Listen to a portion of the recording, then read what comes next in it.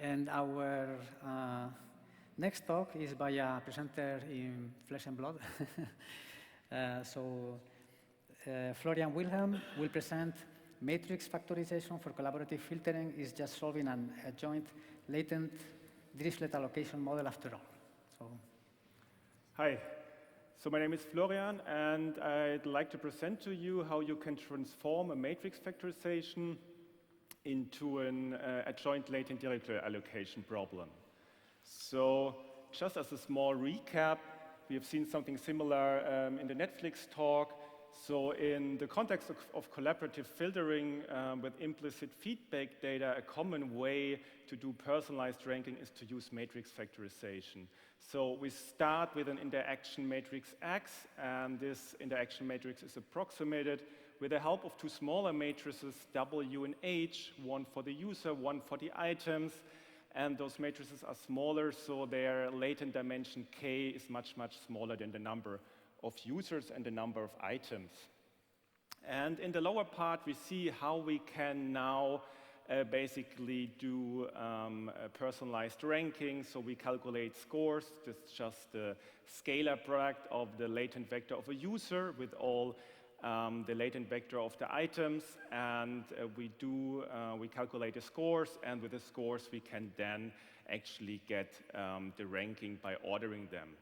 In most cases, we also do add an additional bias term, that's the BI, and this is algebraically equivalent to the formulation above, but has shown to be beneficial in prior work, and we will also come back to this bias term later.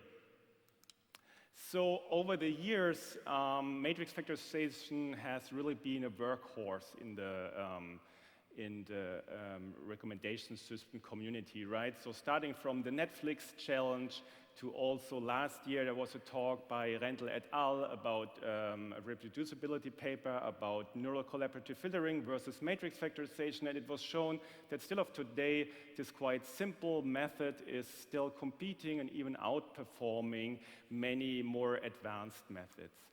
And this brings me to the first research question. So why does matrix factorization over all those years actually work so well? And one really related question is, how can we actually interpret those factors W and H? So if there is maybe some kind of dynamic behind this process of recommenders, is matrix factorization maybe a good model for this? And can we say something more about this? And additionally, if we look at those vectors right now, I mean, it's just numbers, non-negative and negative numbers. And is it possible to actually interpret a vector of a user and an item?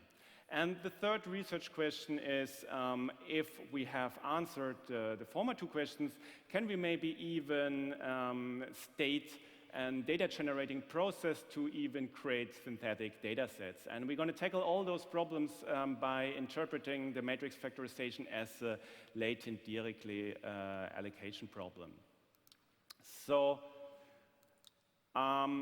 the classical latent Dirichlet allocation model was originally proposed by Blei et al., and they already in the original paper stated that this can also be used as a recommendation. So how does this now look like? So it's actually quite simple. Imagine you have different cohorts of users, like user groups, and within a single cohort, you have a categorical distribution over all items, and this is just the preferences of those cohort for the different items.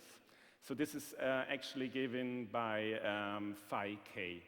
And now imagine that a specific user is just a mixture over all those different user groups, over all those cohorts. And this is given by another categorical distribution, theta u. And in the end, the probability of a user interacting with an item is then just related to the membership of a user in a cohort and the preferences for this item within a cohort. And this is a really interpretable thing, right? I mean, you can say, okay, this user is 80% cohort A and maybe 20% cohort B, and within the huge cohort, the 80% cohort A, there's a certain probability of an item being picked. And in this paper, we show that this classical LDA actually has two shortcomings compared to the matrix factorization.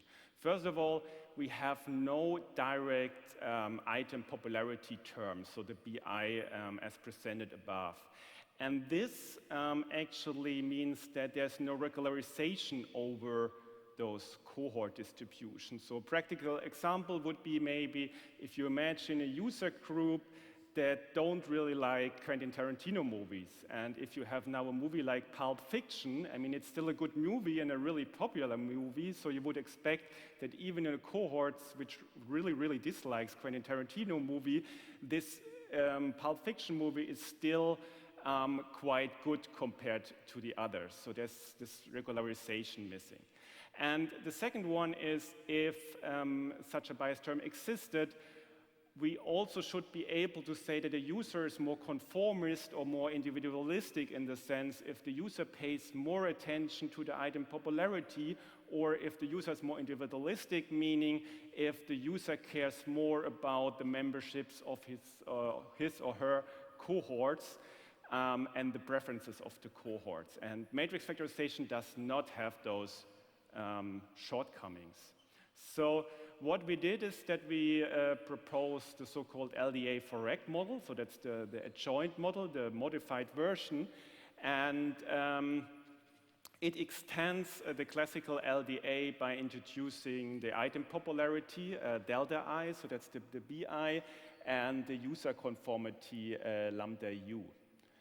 And yeah, so basically with the help of those two terms, we fixed the shortcoming of the classical LDA, and yeah, this allows us to make the probability of a user interacting with an item to be also dependent on this regularizing term. So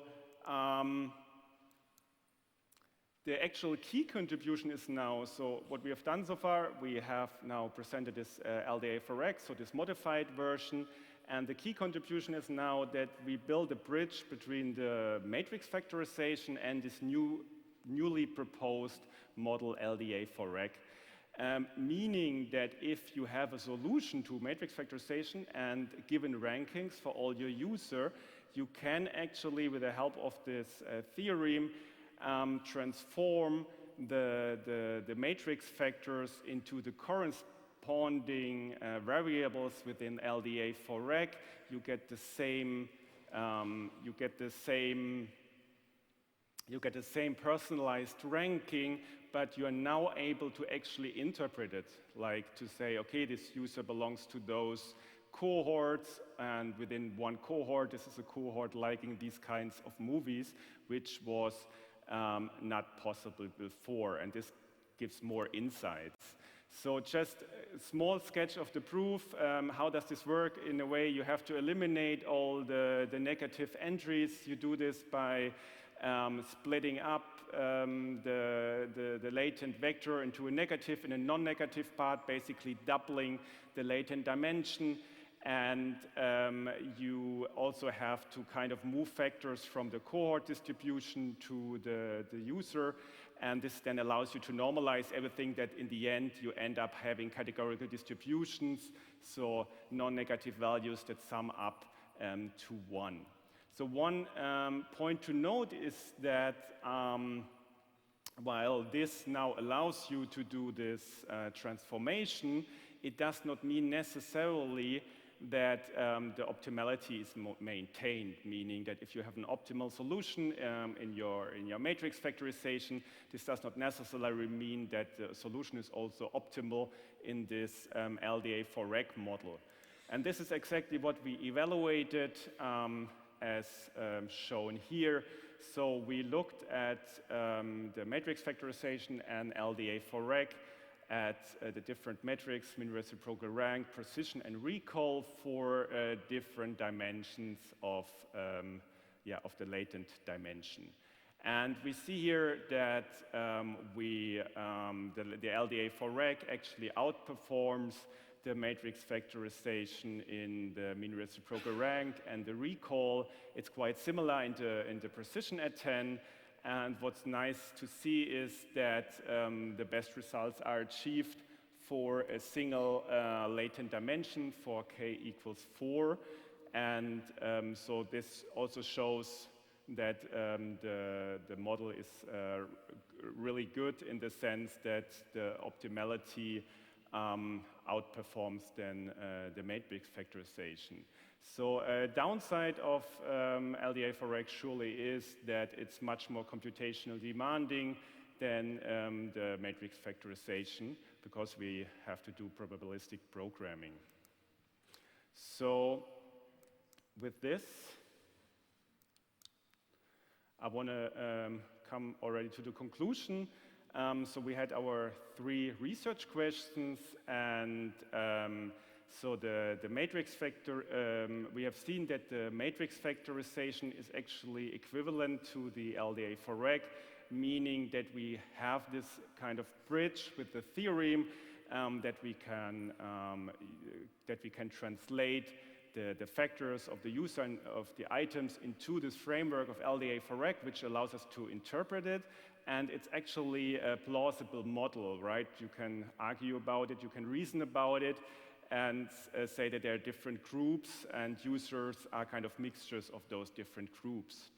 So yeah, the factors are interpretable, as has been shown, and additionally, it's really nice to see that since LDA for rec is a probabilistic model, we also can use it to generate artificial interaction matrices if we want to maybe gain further insights or do it for evaluations.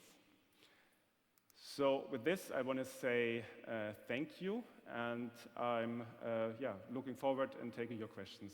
Thank you.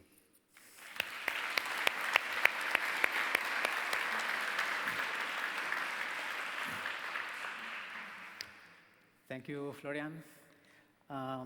So we have time for a couple of quick questions, and I will read one from the remote audience. So Sumit Sidana is asking, is choosing Z sub U, S, choosing users as categorical multinomial distribution the appropriate probability distribution in the graphical model? Wouldn't that factor some users than the others, some users more than others? Sorry, I didn't get the question quite. So it's so choosing a categorical distribution for, maybe it's Z, it means theta US, I guess. Yeah, okay, yeah. So the categorical distribution over the user, if it's preferring some users over others, did I get the question yes, right? Yes, that's the question. So, would that favor some users? No, I mean, every user has his or her own categorical distribution. So there are users, it could be users that are only strongly members, maybe 95% in a single cluster, or there can be also users which are really mixed, like the same percentage, like 10% if there are 10 cohorts overall. So there's still this pure flexibility, and so there's no favoring one user over another. No reason to have a bias for any particular. Yeah, there is no reason to have a bias for any particular user just because of choosing this. Yeah, sounds good. And then there is another question that I also had, which is like at a high level. So I kind of read your paper, not with the depth that I think it requires. And so basically you're saying that, can you say that you are generalizing matrix factorization or just mapping? It's actually, I kind of generalized the LDA setting, because by introducing these 2 new variables like the conformity and delta, and then it was possible to actually do this transformation. Before, I was first looking into if I can do it directly, and then I noticed that, for instance, the length of a user latent vector is actually doing this weighting between the bias term, and then I realized, okay, so there's parts missing in LDA, and in LDA for rec it's added, and then it's actually equivalent. So I'm not changing anything in the matrix factorization. So to understand the equivalence, Ramon Pereira and myself, we're wondering, so if the models are equivalent, I mean, what does that exactly mean? Like one has a higher computational cost than the other, and so is that because you get like more parameters or a different loss function, or? Yeah, the problem is that you have to do probabilistic programming, right, to fit an LDA for rec. So I implemented it in Pyro, which is a probabilistic programming framework, and basically you're doing stochastical variational inference, which means also some sampling, and it's way more computationally demanding than just doing the matrix factorization. And yeah, that is basically the reason for different, it. So different optimization algorithm. yeah, right? the optimization algorithm is basically. Right. It's in the end, since we're doing this, it's the same. It's actually the same number of variables if you leave out the priors. I mean, of course, there are some priors involved, but yeah, it's the same number of variables. All right. Thank you, Florian. Let's thank our speaker again.